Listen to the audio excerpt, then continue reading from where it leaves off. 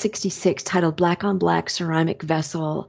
And the context of it is that in the southwestern United States, Native Americans lived in communities that were called pueblos, and they still exist today. I actually tried to go to this pueblo, but they were closed for COVID reasons to protect uh, the elders in the community. So of course I didn't go in, but I have seen where these pueblos are, and this is it's Fonso Pueblo in New Mexico, or just one of the buildings in it. At any rate, on these pueblos, Maria Martinez and her husband Julian and their children lived, and there was a history of creating pots out of ceramic, out of clay that turned them into ceramics once they're fired. And so the function of pottery in the Pueblo community was that it was a household essential item. It held water, seeds, cooking, was used for cooking, carrying things, whatever, corn. And they were decorated with black here and abstract design. That's a continuity. They're made by hand. That's a continuity. And the function has changed because in the early 1900s, when the railroads, started going through the New Mexico Pueblo area, pots could be made in factories much, much cheaper. And so there was a decline in pot making in this region of the world until the advent of tourism and the desire by tourists to collect Native American artifacts. And so the Martinez family was encouraged to make pots for sale to tourists, and this became a fine art, not quite a household item used to hold water and seeds and such.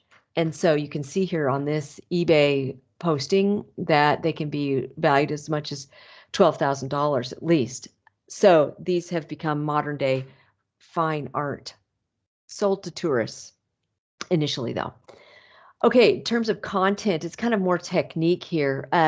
These pots are created by building up coils. They are made by hand. They are not created on a potter's wheel.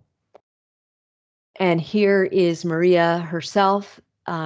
She has shaped this pot using coils. You can see right down there that's called a pokey. It reminds me of a plate, and upon which coils were placed and then shaped by hand. And then Maria is now using a little bit of water here and a gourd skin to smooth out the bowl before it is fired.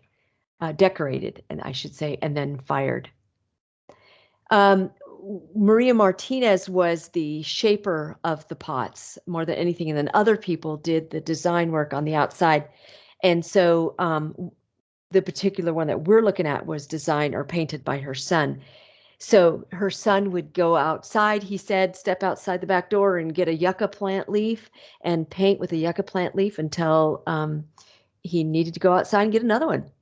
And what you see here is the dull, not dull, matte finish here, which is the duller finish. That is where he would have painted with the yucca leaf. And then what's left shiny here, these artful designs, they're polished up with a stone, with a river rock.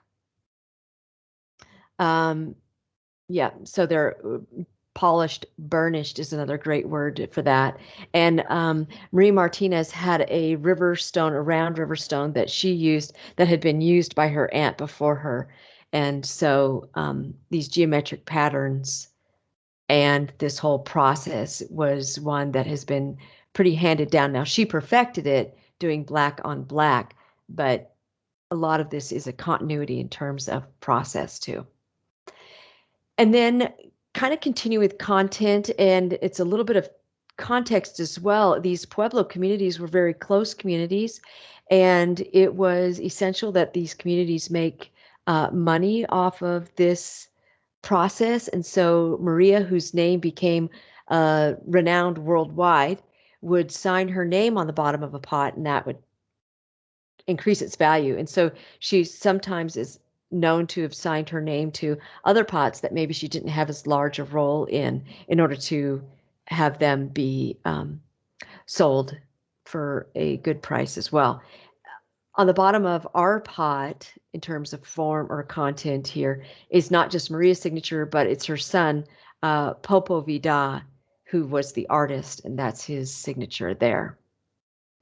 And then I'm going to show you in class a video that was taken of Marie Martinez forming a pot and then showing the designing of it, the painting of it, and then the firing, which is extremely, extremely interesting. Okay, so black on black ceramic vessel, Maria Martinez, and Julian Martinez was her husband, who is also played a huge role in the creation of these pots. That's why his name is on here. Okay,